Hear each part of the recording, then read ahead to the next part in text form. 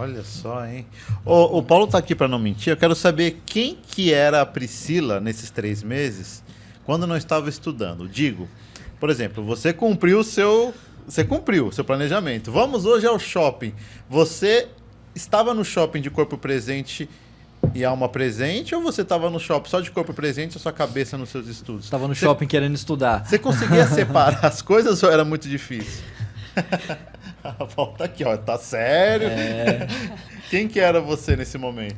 Quando eu não estava estudando, trabalhando ou cuidando da casa, eu era uma pessoa cansada que queria dormir. Ah, é? Você não tinha outros afazeres, assim, do lazer? Assim, eu acho que tudo na vida ela tem que ter um equilíbrio, entendeu?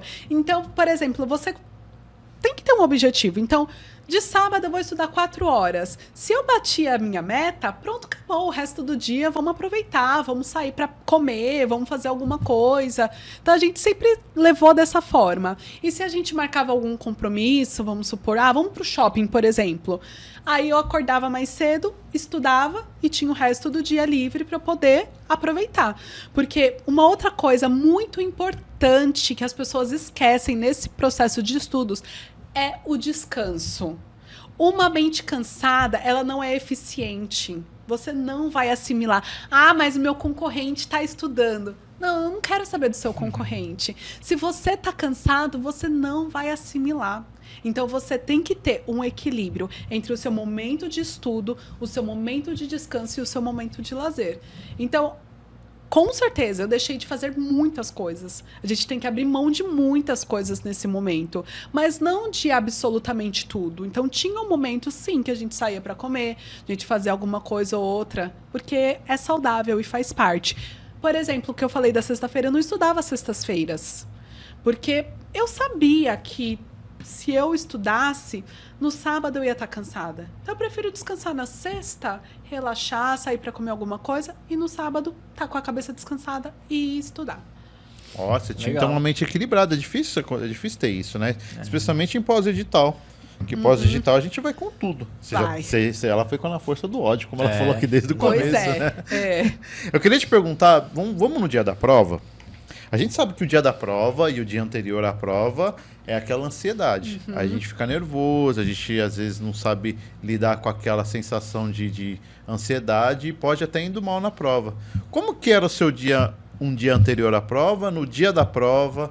Como que era? Você estudava, você parava? E como que funcionava esse dia? Eu sou uma pessoa meio ritualista, eu sempre faço as mesmas coisas. Qual que é seu ritual? assim. Quer contar seu ritual pra gente? A gente já sabe que quando vai chegando essa semana antes da prova, os cursinhos começam a lançar aquele monte de revisão de véspera. Revisão de véspera. Quem me conhece sabe que eu não sou muito fã de cursinho, mas eu sempre gostei de assistir essas revisões. Por quê? Porque assim, a gente já está esgotado. E é uma forma diferente de você assimilar o conteúdo. Então, geralmente, os cursinhos começam uma semana anterior e continuam no dia anterior. Então, eu já começo meio que essa maratona, assistindo as aulas. Eu sempre gostei de olhar o cronograma deles para ver, por exemplo, qual matéria que eu tenho mais dificuldade. Então, eu vou assistir mais aulas.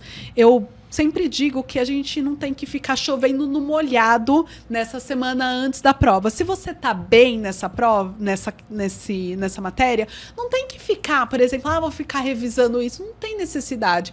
É a hora de você afiar o seu facão e ver onde que você tá com a maior dificuldade. Então, eu pegava as matérias que eu tinha mais dificuldade, via a hora que ia ser as aulas e assistia.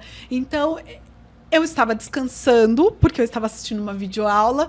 Eu falando do estudo ativo, mas eu estudo passivo, mas é porque o cansaço, ele bate e ele tem que ser respeitado, mas ao mesmo tempo a gente tem que usar esse tempo. Então, eu sempre fiz isso, anotava as coisas que eu não sabia, porque sempre tem uma outra coisa que escapa pela nossa cabeça e essas revisões, elas ajudam, né? Na semana, eu tento resolver o maior número de questões possíveis, né? Para afiar cada vez mais meu facão. No sábado, geralmente são os cursinhos mais famosos, né? E eles liberam um cronograma, aí eu vou assistindo. Assisto um, assisto outro, assisto um, assisto outro. Acabou 6 horas da tarde, vou descansar. E no domingo eu não estudo.